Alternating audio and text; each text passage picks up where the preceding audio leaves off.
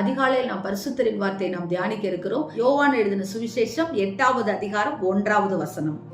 இயேசு ஒலிவமலைக்கு போனார். ஆம் தேவ ஜனமே, இயேசு ஒலிவமலைக்கு போனார். மறுநாள் காலையிலே திரும்பி வருகிறதை நாம் பார்க்கிறோம்.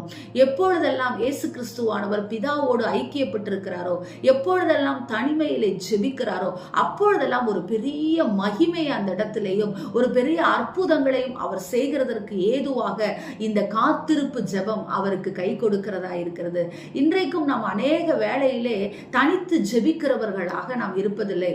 இதோ ஒரு கூட்டமாக ஜெபிக்கிறோம், சபையாய் ஜெபிக்கிறோம். ஆனால் தனித்து தேவனோடு கூட உறவு வைத்துக் கொள்ளுகிறவர்களாய் நாம் இருக்கும் பொழுதுதான் நம்முடைய வாழ்க்கையிலே அற்புதங்களையும் அடையாளங்களையும் நாம் பார்க்க. ஆம் தேவ ஜனமே, ஒலிவமலைக்கு சென்று மறுநாள் காலையில் அவர் வந்த பொழுது என்ன நடந்தது? விபச்சார ஸ்திரியை அந்த விபச்சாரத்தின் ஆவியில் இருந்து அவர் விடுதலை ஆக்குகிறதை பார்க்கிறோம்.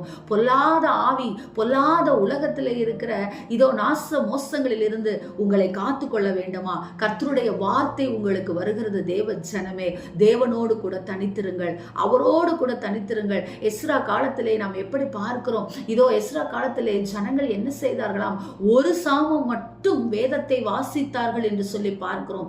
நாமும் தேவனுடைய பிள்ளைகளாய் இருக்கிறோம். தேவ ஜனமே, இதோ தேவனோடு தனித்திருப்போம். நேரம் கிடைக்கும் போது அல்ல, நேரத்தை ஒதுக்கி நாம் தேவனோடு தனித்திருக்கும் பொழுது நிச்சயமாகவே கர்த்தர் பெரிய காரியங்களை செய்வார். கலங்காதிருங்கள். உங்கள் வாழ்க்கையில் இருக்கிற சத்துருவின் போராட்டங்களை அவர் மறைய செய்வார். ஆமென். ஸ்தோத்திரம். எங்களை நேசிக்கிற எங்கள் நல்ல தகப்பனே, இந்த நாளிலே நாங்கள் கேட்ட வார்த்தையின் பிரகாரமாக ராஜா, நீர் எப்படி பிதாவோடு தனித்திருந்தது போல அப்பா, அவர் சமூகத்தில் நீர் காத்திருந்தது போல நாங்களும் ஆண்டவரே அப்பா தேவ சமூகத்திற்கு வந்து உம்முடைய வார்த்தைக்காக, உம்முடைய ஆண்டவரே அற்புதங்களுக்காக உம்முடைய சமூகத்தில் காத்திருக்கிறவர்களாய் இருக்க ராஜா, நேரம் கிடைக்கும் போது அல்ல, நேரத்தை ஒதுக்கி நாங்கள் செய்கிறவர்களாய் இருக்க எங்களுக்கு கிருபை கொடுங்கன்னு சொல்லி ஜெபிக்கிறோம் நல்ல பிதாவே. ஆமென். Praise the Lord. Hallelujah.